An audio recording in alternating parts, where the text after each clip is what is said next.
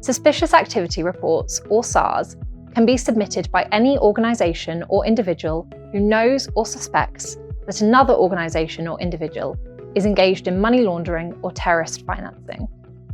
Every SAR submitted to the UKFIU must clearly set out both the reason for the suspicion and the criminal or terrorist property to which the suspicion relates.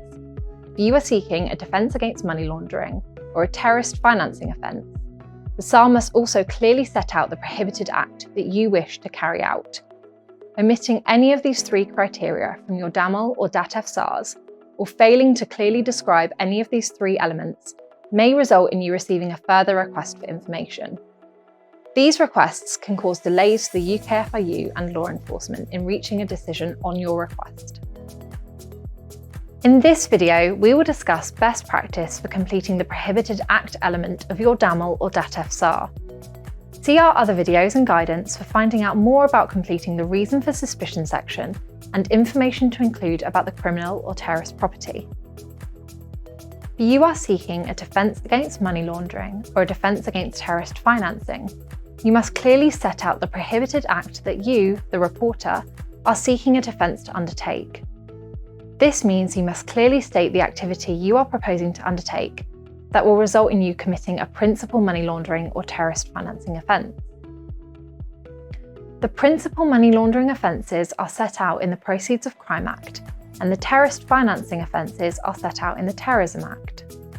Please ensure you familiarise yourself with these and seek advice if unsure whether your proposed activity would constitute an offence under either Act. A few more key points to remember.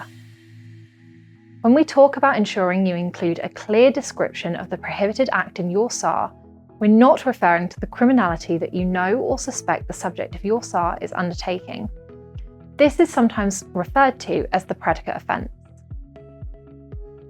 The NCA can ordinarily only consider DAML requests under POCA and DATF requests under Section 21ZA of TACT, relating to future and specified prohibited acts.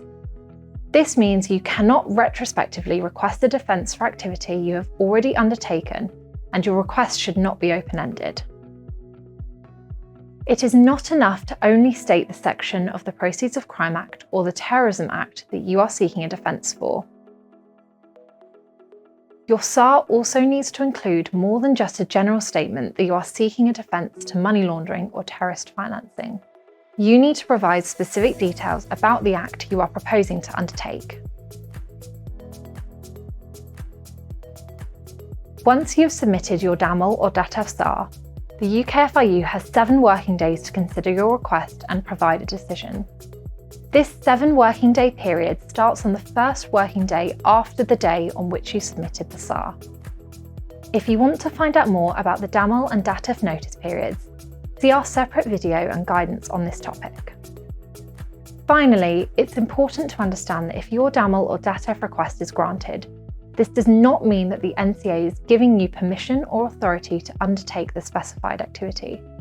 It also does not imply that the NCA approves of the proposed act or persons, corporate entities, or circumstances contained within your SAR. Finally, it should not be taken as a statement that the property in question does or does not represent criminal or terrorist property. The UKFIU provides a wide range of guidance and information about the suspicious activity reporting regime, all of which is available on the NCA website. We regularly publish our SARs in Action magazine with articles and sanitised case studies about the importance and impact of SARs, while the UKFIU podcast covers key areas of interest with input from experts across the sectors. Follow us on LinkedIn and X to be kept up to date when new guidance materials, magazines or podcasts are available. The UKFIU's reporter engagement team offers one-to-one feedback sessions, presentations and workshops for reporters across regulated sectors.